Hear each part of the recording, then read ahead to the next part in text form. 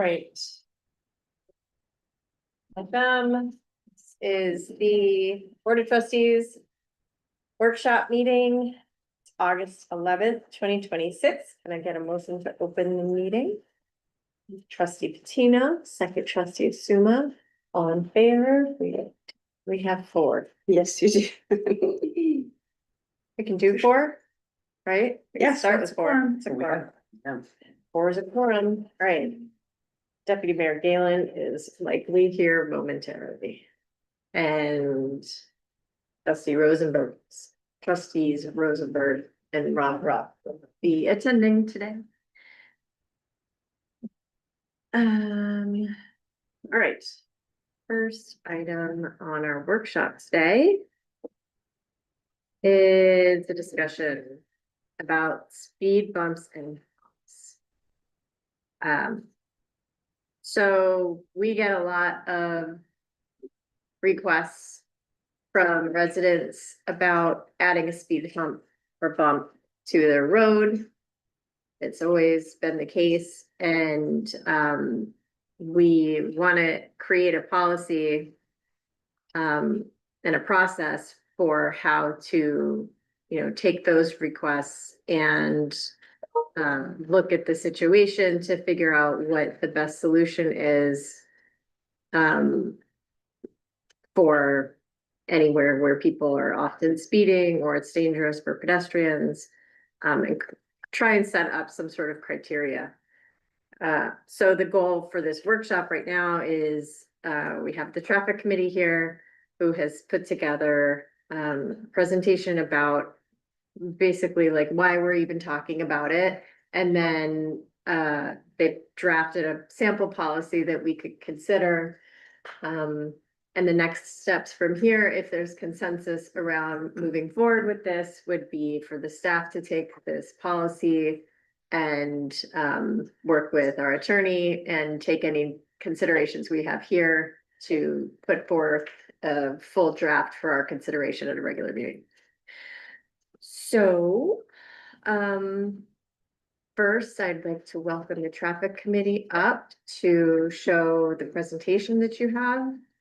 And then we're not going to read through the whole draft because it's long, but everybody here has had it in their backup. And so we can kind of call out, Where do you want us to stand? Right. I want to stand over there. Is it okay if they stand over there when we are using the owl? Yes, because you talk into the Right. speaker, but you have a presentation to put, a thumb drive to put in, right? Yeah. Just, you can just eject the one that's in there. While Matt's doing that, I'm just gonna briefly choose it, it's okay, I'll be really fast, and then Yep. 3 items on the agenda. So first of all, thank you very much, we sent you guys this memo, I think about a year ago. And I know how busy you guys have been, so I mean, I saw your agendas, I get it, so thank you very much for putting it on.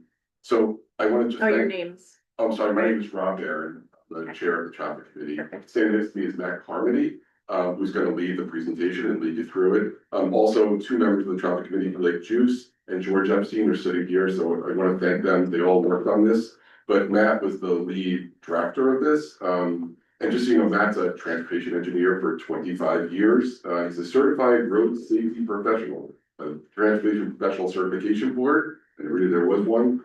Taught at Columbia for 5 years, and was also a Cub Scout leader for almost 5 years. So I'm gonna turn it over to Matt. Well-rounded, And just happens to be in and he's a Duxbury good resident. person. He's a good person. I'm Matt Carmody, member of the traffic committee.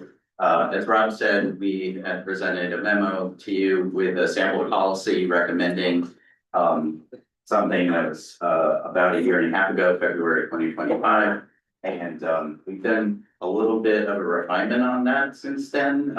This memo talks about using both rubber speed bumps and permanent asphalt ones. We're kind of leaning towards just the temporary rubber ones, and that's what the presentation focuses on. Can you all hear me okay? Good. Okay, so here we go. Many of our streets don't have sidewalks. Our children walk to school, play, and learn to ride their bikes on these neighborhood streets. Yet there's more traffic and more impatient drivers. Speeding is becoming unmanageable. The police are only able to change behavior incrementally and only at spot locations, where they're deployed.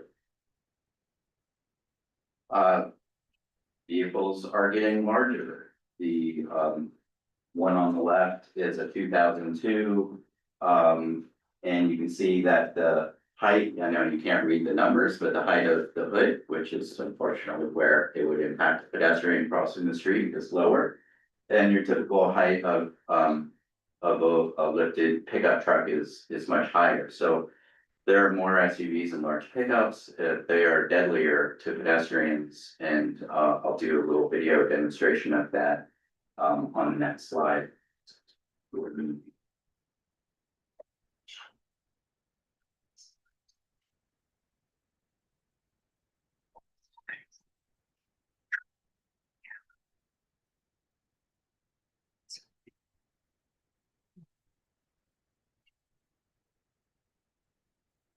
This is from New York Times.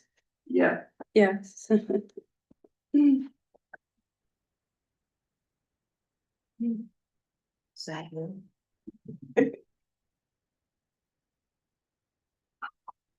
Oh, and so this video is the same, you know, American male, typical male, height being struck, same speed by two different vehicles. But, and at the same speed. But, this is something where even, higher speeds for a small vehicle matter. So these are two charts, chance of being killed by a vehicle when you're walking across the street at 20 miles per hour versus 40 miles per hour. On the left, you have, for all people, about a 7% chance of being killed at 20 miles per hour, but that jumps to 45% when you're going 40 miles per hour. And if you're 70 years old, there's a 70% chance of dying being hit at 40 miles per hour. So what do we do about that? We already have speed humps in Dobbs Ferry in places.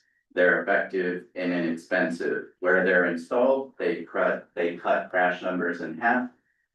This is from the Federal Highway Administration Crash Modification Clearinghouse. And there's no public education needed for these. We know how to drive over them. We already have them, and there's no enforcement needed where they're deployed. They're also effective at reducing speeding. A little bit about that 1% that's up there. So they reduce the speeds of most vehicles down to the 25 to 27 mile per hour range. This is from another Federal Highway Administration resource. They stop most vehicles from going 10 miles and higher over the speed limit. In the previous slides, I described how going 40 miles per hour is more deadly. So that extra 10 miles per hour is important. Before they were installed, 14% of all vehicles in the study went 10 miles or more over this typical street.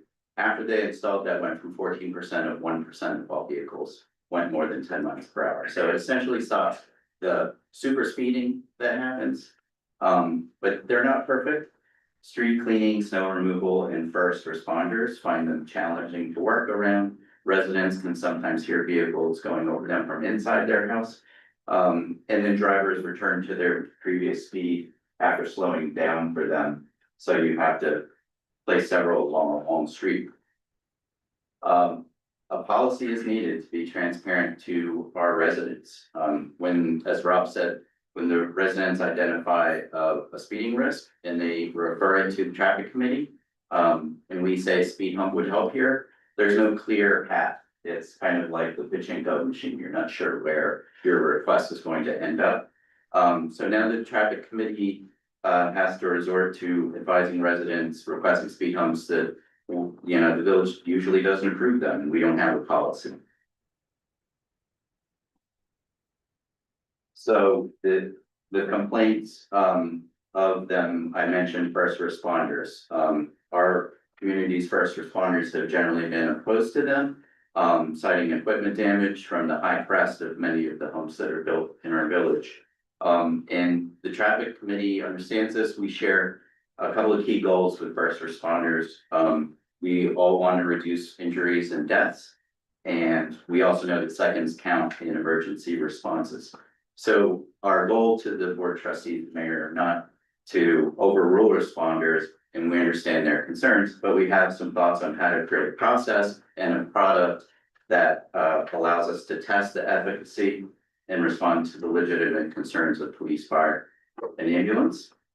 And Google Gemini doesn't know that there is no village of Westchester, so this is what it thinks we should show. So onto the solution for emergency vehicles. So ambulances and fire apparatus have a larger axle width, as you can see.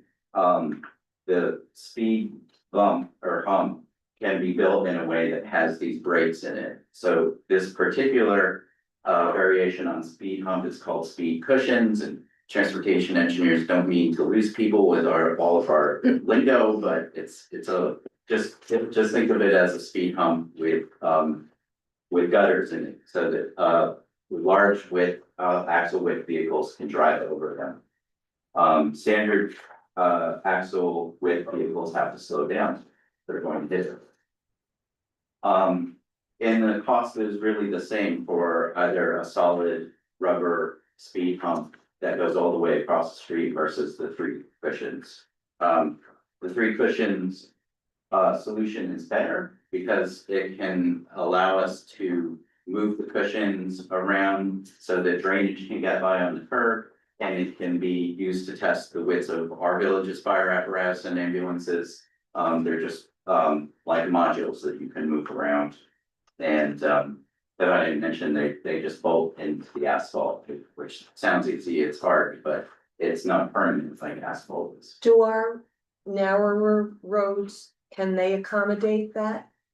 Yeah, you could do 2 cushions instead of 3. So they come in kind of standard sizes. Another improvement over the asphalt ones is these are all built to be the correct height and the correct length. So you just buy them in modules for the width of the street. And do those come up in the reserve for snowplows or just the plows? They can, you know, we remove our, state law yielded pedestrian signs for snowplow events. Those are not bolted in, they're supposed to be, but we just unbolt these, for big snow events. When I get to the proposal for the pilot program, I think another way, to make the policy more tolerable and that we can test it is that these are not permanent. We would pilot the speed humps at locations where they can be most effective. As I said, they're temporary, removable in winter. If you buy a set of 3 cushions, they're reusable for other streets once the pilot's done on a certain street, if you want to move it. So now to the kind of the transparency of the proposed program that the traffic committee has drafted. There's really kind of a 2-pronged way of making sure that these work. There's kind of community-based, so evaluating the surveys, and then there's the database. The surveys can be used to form opinions. They could be placed on a lawn sign adjacent to the speed hump so that not just the neighbors on the street get an opinion, but the user of the street can get an opinion. The QR code could be placed in the mayor's newsletter or in the village website so that you get a good cross-section of opinions.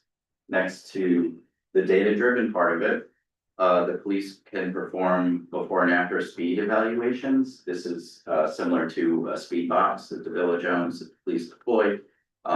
So you can then share the results of the user surveys and the speed evaluation and see the effectiveness and have public reports for that.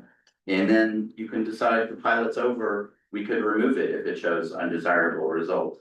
If the surveys show overwhelming opposition or if the data shows it's ineffective at reducing speeds. So I'm sorry that the font in my work is not translating to this computer, but I hope you've been able to read this. In summary, we don't have a program or a policy, and that's unfair to residents and our first responders. And we all have a shared goal of reducing injuries and deaths from speeding. That's it. Thank you guys so much. I appreciate the patience you've had with like the requests often coming your way and not having a process in place for more, I don't know, thorough response to residents, and that's what we're gonna try and do here. So, what I wanna just acknowledge is that speed bumps and humps and this policy are specific to speed bumps and humps. And I think there's a wider discussion around traffic calming measures that, or it's like a multi-pronged approach that could be brought in. But the main goal of this policy and this discussion is to have this process in place specifically for requests about speed bumps and humps. And acknowledging that there should be one because there's enough, evidence that it's worth exploring in certain situations that they're successful. So I don't know that, I mean, one thing I would want to know from everybody here is that there's general support for creating a policy around speed bumps and humps in particular. And that you're not somehow in disagreement that there's not speeding in Dobbs Ferry and we shouldn't even waste time on it. Like, that's question number one, but I assume we're probably in alignment. And then, this is based on work that the traffic committee has put together. And the next step would be for the staff to work on, because my questions would be like, they have one of these in Tarrytown that they did in 2021. They have it in New Rochelle, and the traffic committee put together that chart that shows in Bronxville.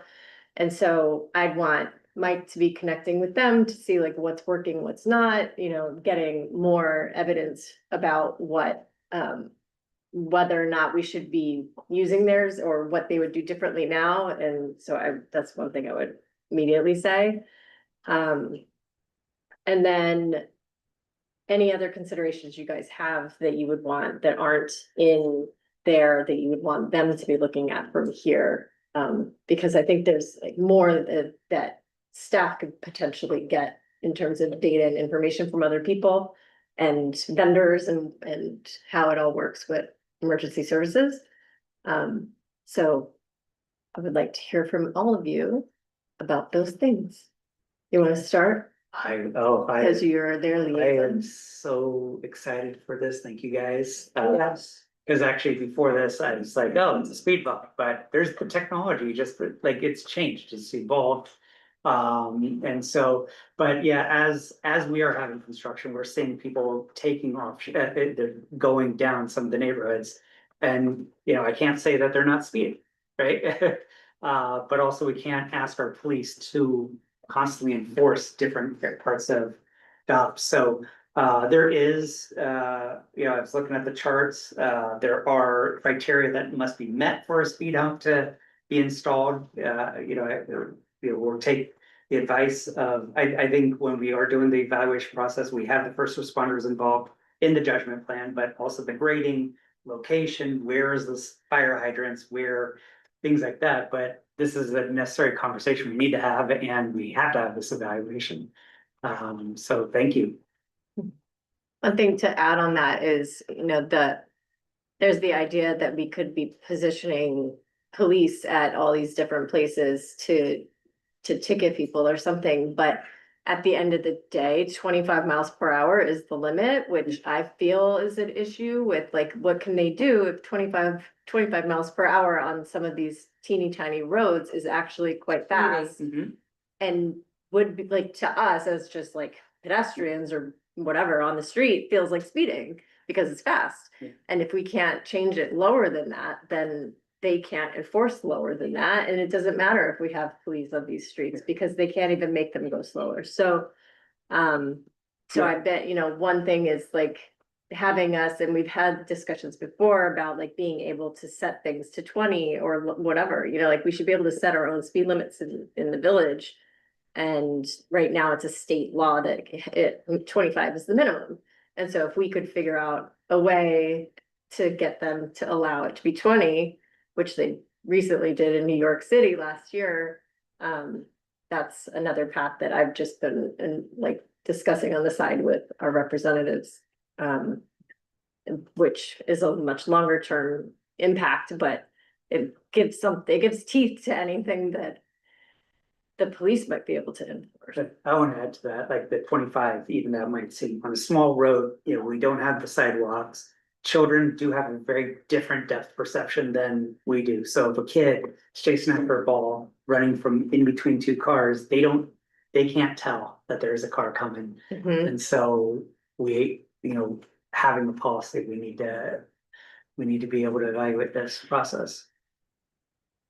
This is huge and it's just so important. And especially that the kids have to walk home from high school and middle school. There's no busing. We don't have sidewalks on every street. I get this from so many people. Why can't we put a speed bump on our block? And as long as it's all, and I think cause that was my question, are we taking guidance from other villages? And yes, we are. And with first responders approving it, I mean, I think it's really important and I think the entire community would welcome it. So needed. And thank you for the work on doing all this. You? This is not to oppose this, but I think it's important to consider what statistics are in Dobbs Ferry for accidents and where those are. Because the perception of danger is very different for me than it is for you, and can be very different, you know, on a street where, you know, you hear from people who want them, you don't hear from the, you know, maybe 80% of the residents on that street do not want that thing. So I guess I think we should be cautious about a kind of like the kind of language that you were using. It like, there's no way to disagree with what you're saying. The question is whether or not it applies, and if it does, where. And so I don't think it's just like considering this matrix, like, you know, which I think is kind of intelligent, like, you know, use the neighborhood collective intelligence as input for how where they get deployed, and if they stay or not. But I think our first question should be, what are the accident statistics? Where are they concentrated? And then we just focus on those areas. And when people come and they have something, it's like, well, yes, like there's never been an accident on the street. Not that there couldn't be one in the future, but like, that's not, like, we don't want to end up with a scenario where every single street has a speed on every. I mean, feet. unless it was a problem on every single street. Unless there's a problem on every street, which I don't, Yeah. you know, I see the value of them and. But not every street can have a problem. I mean, Yeah, so- not everybody who's gonna request. a So I don't know, speed maybe bump traffic can committee get does it. have information about this, and they do have, you know, or we can assemble some statistics along with help with the department about where these are happening and where we can focus our attention. Yeah, I But- think there's two parts to it where there's like the policy around if someone's asking for it, what is the process? Because they're asking for it. And then there's identifying, you know, there's self-reflection of the village seeing a spot or responding to a need that isn't coming from residents. And like, what are the qualifications for that? And is there something that should be done that's like taking a look at where we should be considering it, that's outside of people requesting it, you know, I don't know how that would work. And then another thing in here is, I don't know that we have like a list of where they all exist already and like what their specs are or whatever, and like what types are used. We But I feel- will have that in our GIS mapping. Yeah. That will be on that, like it shows up on this. Right. It would have to be, I mean, go through approval, you know, so to your point, it's not gonna be, I want a speed bump on, you know, Ogden, I want 3 more. It sort of is like that, right? If you read Yeah. this, you read one of the policies. Well, some of them are, but Well, some of them- there's one policy that's in there. that Yeah, this is it has not- to be an approval process, right? I mean, like, I get it, I just wanna add Yeah. the statistical assessment Yes. into Yes, this and that not makes sense. the subjective only version. Mhm. now let's throw that in. Yeah. The approval process. I don't know how to do it, but, you know. I mean, even like reading about the grading, right, a certain grade, well, that means that there's a lot of roads that just are disqualified. Because we put in haphazardly put in a bump, all of a sudden now we've just flooded part of that neighborhood, so there's an approval process, but we're working on it. I'm really curious about the ways of, like the temporary options and how you can put it in and see how it impacts, because I don't feel like that's ever been in any of the discussions that I've had around. It was always like, do you do it and then it's a big thing and it's permanent? Or is there a way to do these, that like technology has evolved and there's Yeah. other ways of doing it? So I'd love to know more about that. Traffic from harmony. you guys. And I love the access for, you know, fire trucks, and that's really important. Since we have fire department here. Are you familiar with those? Have you come across those? And is that a suitable alternative for reducing wear and tear or damage to the truck? Sandy, sorry, but you- Introduce yourself, sir, please. Fire chief, officer, fire department.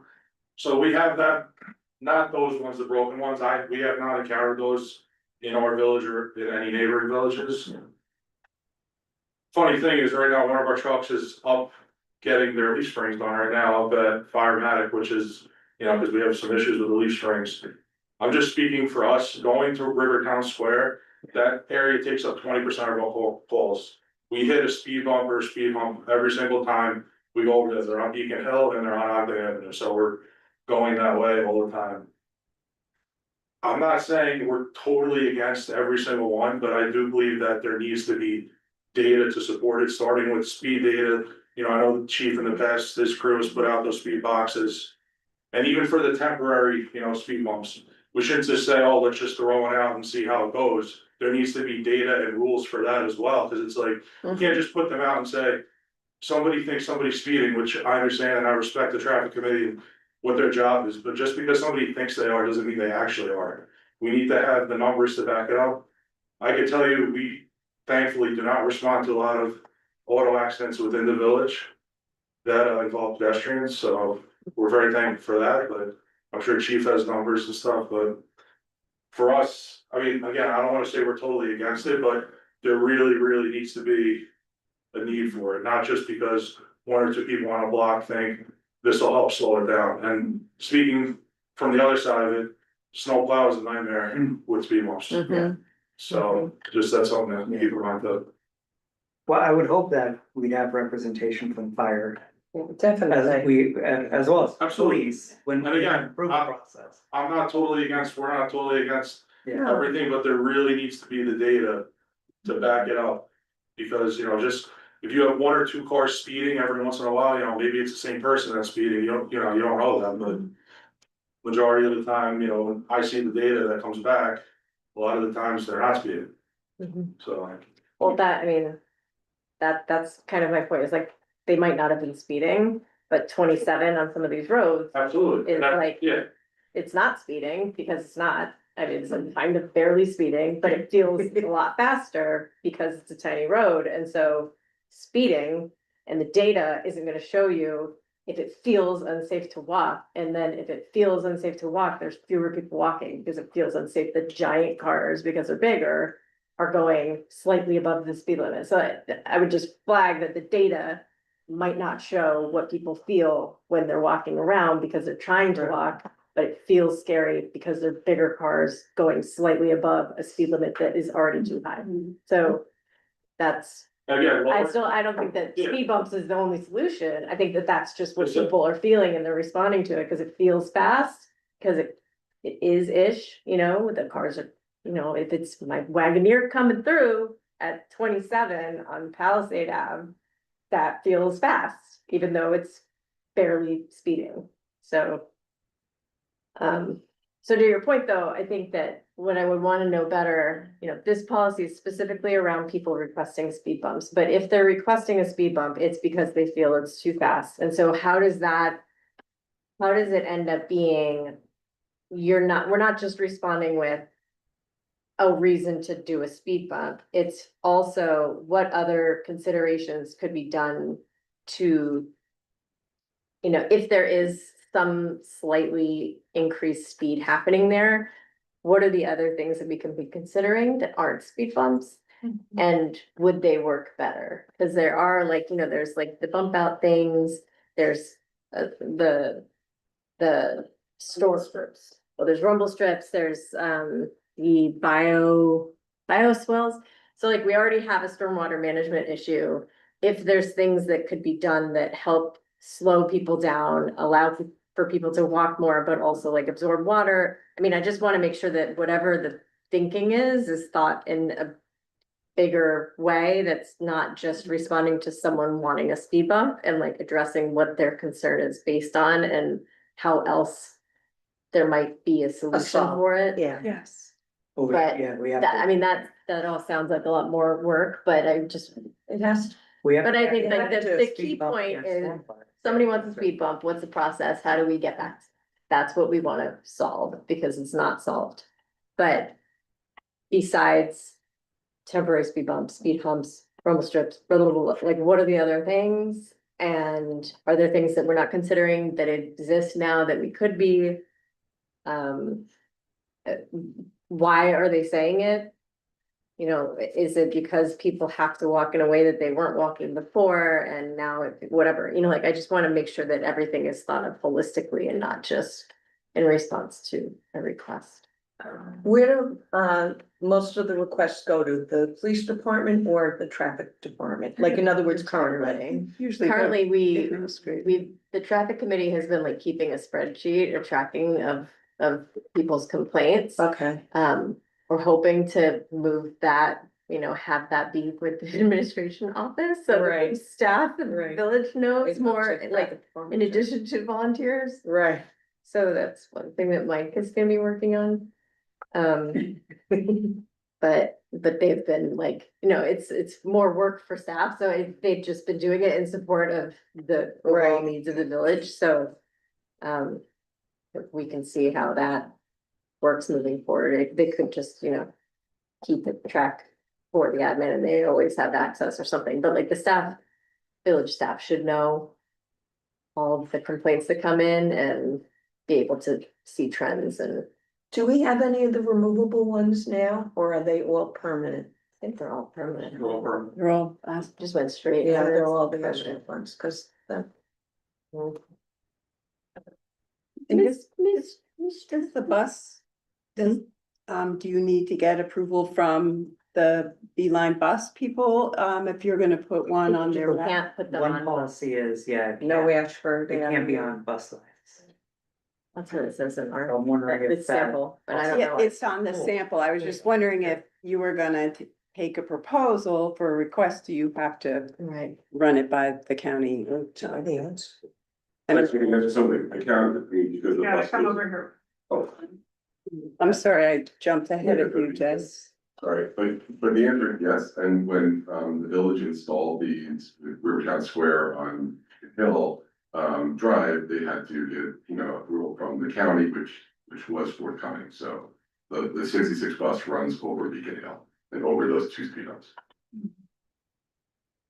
I guess my first question is, you have an initial reaction to this concept of the split speed hump, where theoretically, I know that it wouldn't always be possible if there's. I would like to obviously see it in person and then take the truck and, you know, try it. Yeah. To be honest, like, I don't wanna, based off a picture, I can't say, you know. Yeah.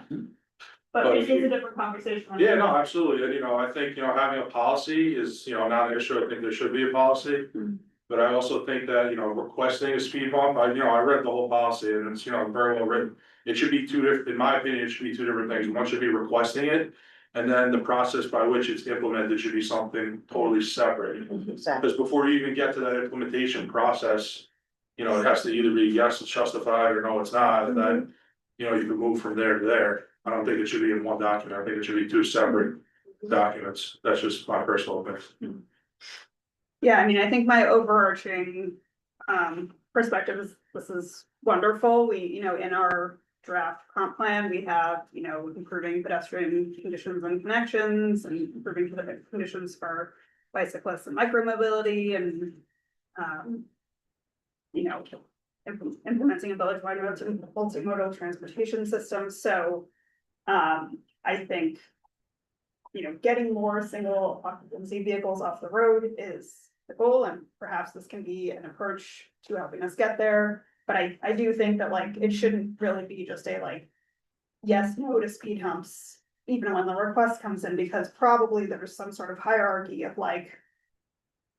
Is there a problem? Yes, no, like, would a bioswale help it? Yes, no, is this bioswale possible? No, okay, is a rumble strip possible? And like, maybe, I don't know if there are temporary rumble strips like there are temporary. Speed humps, like maybe it would make more sense to test out a temporary rumble strip before a temporary speed hump, because if that's like cheaper, has less impact on the. Vehicles and, you know, leaves flexibility for bike lanes, whatever. That might be an interim step, so I unfortunately second your opinion that, I think this is. Like, speed humps are the, like, should be the last. If all else fails, then we start testing speed humps, like, but if the goal is reduce dangerous feeling conditions on village streets, there are probably some. Less challenging ways to start reducing some of those things before we get to the speed, like speed hump should be last. I don't know if it totally ruined it, but whatever the last, the last thing, the last option at Last the end of resort, the. last answer. Last resort, should be the last resort. Because, and I think maybe when folks request speed humps.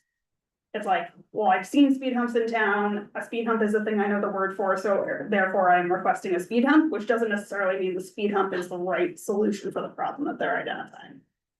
It's also not simple. So more work for you guys. Matt, got a question for you. So now talking about that asphalt hump that we have on Ogden. Do you know, can those have those splits? Like existing, like can they be carved out, or is that like? I think asphalt has a design specification for splits too. I don't know about like machining down the ones that we have. Yeah, because I mean, that might be something we Beyond my look into expertise. for trucks. Yeah, Well, our first responders, all. yeah, I don't know the answer to that. I haven't seen that done. All right, you think you guys have everything you need for us to move on? Generally, I think we want a policy and there's questions around what should be in it and And an approval process. yeah, And maybe the policy is like request for traffic calming. On the street that I've identified, rather than request for a speed hump, because then that yeah, puts that. as. At the forefront, yeah. Mhm. Just word. Yeah, identify an area of traffic calming and then evaluate the need and evaluate the best solution from among myriad of options. Right, So maybe it's a policy about requests, traffic calming. mhm. All right, thank you guys so much. Sorry for Johnson. Go team. Thanks, Patty. I remember that, it's like. Site Well, of this. all right, number two. If we don't get through everything, because we're at 7:09, most of these things we have as items on our regular agenda, so we will just do them in the regular meeting. And we do need. We have to go to executive Yeah, session executive session. or advice of counsel, which one? Which one is it that we? It's executive session Okay. because you're considering an appointment. Okay. So it can either be from within this meeting or it can be from within that meeting. Right. Maybe we should just go do that now. And then everything else on here has an item on the regular Not agenda. Well, you have the fire chief here. To set the public hearing. Yeah, it's all on the agenda. Mhm. And when we're in that, we can still discuss it. And if we need to change something before it's published for the public hearing. Then we can talk about it then. All right. Is there a motion to go into executive session? Trustee Gupta. For purposes of considering an appointment for a particular person. That, and trustee Suma, all in favor? There you go. All right, we'll be back. Hopefully at 7:30 to start the regular meeting. And Val is here to join us for the executive session. Okay.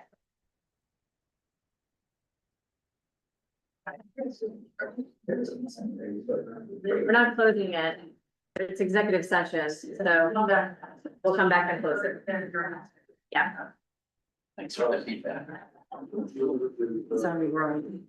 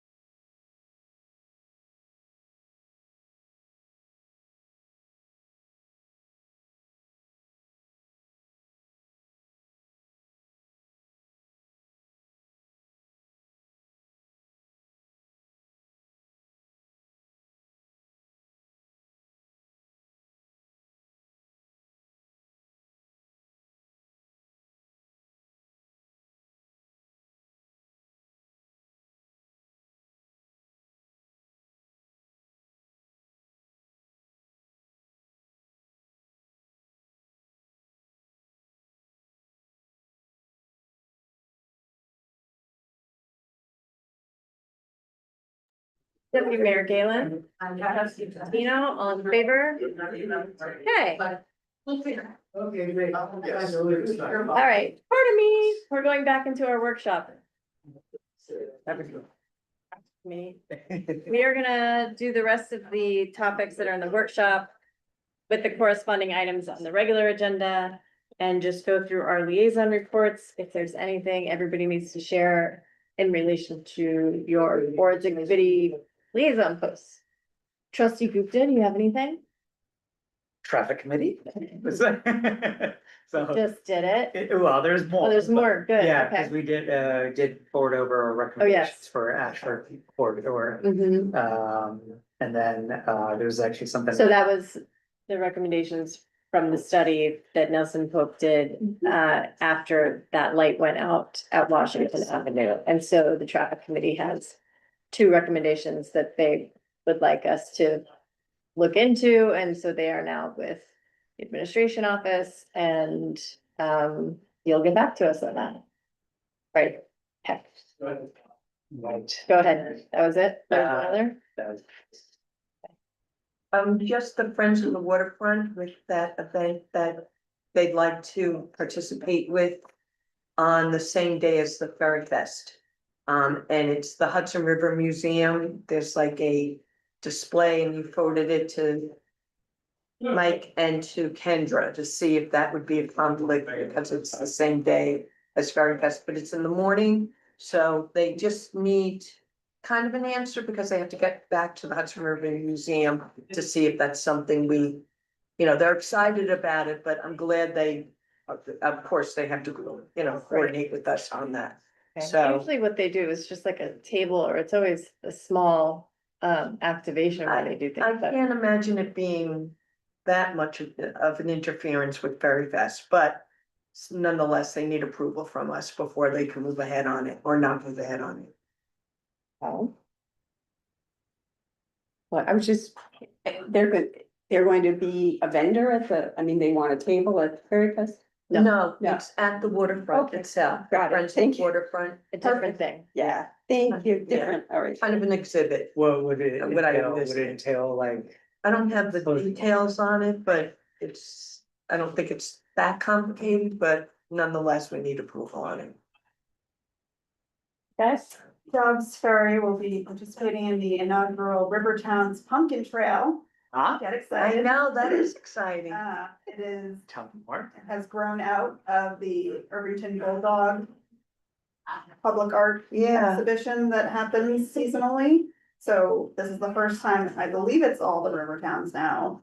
And there will be pumpkins designed or painted by artists who have submitted their proposals to the committee, which is being kind of steered by Christina Schmidt, who's run the Bulldog program and created, I think, the Bulldog program in Irvington. And this will be the first time that there's exhibits across all the river towns. And the very cool thing, of course, in addition to getting people out, walking and finding all of them and activating more public art and doing more cross river town collaboration, you know, the idea would be that we're encouraging folks to park in Dobbs or Hastings, for example, and take the train to Sleepy Hollow, Tarrytown during the busy season there, rather than trying to fight the way in cars all the way there, which of course then benefits hopefully our businesses and et cetera. So it has been a little bit of a swift process, but the artists have submitted their proposals and the committee, I think, is getting together tomorrow to select some artists, and so something like 8 to 10 hopefully will be in Dobbs by like early or mid-September. So yeah, we're trying it out. that's fine. Go, go, go. Yeah. reports. We met with the Youth Services Council and we're figuring, and we have one very active volunteer, Ashley Wu, who's gonna be a senior.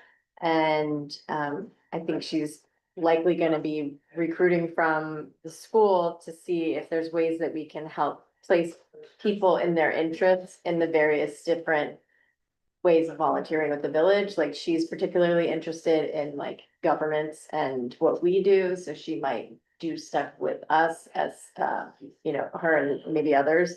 And then if somebody's interested in like recreation or, you know, sports, maybe they can go specifically to the rec mission. And so, it's basically like, what's the next iteration of the Youth Services Council and figuring out how to engage the students, not just in our high school, but like, you know, at the masters too. And get them involved earlier so that they have, you know, civic work from that point in their life. So that was really cool. We also had 5 high school volunteers at the pantry Oh, from really? Dobbs Ferry High School and 1 from Masters. Oh, wow. And they're amazing, Yeah, amazing. kids these days. They're rocking it. I'm telling you, I love them. All right, is there a motion to close the workshop? Deputy Mayor Galen, trustee Casino, all in favor? Thank you. Okay.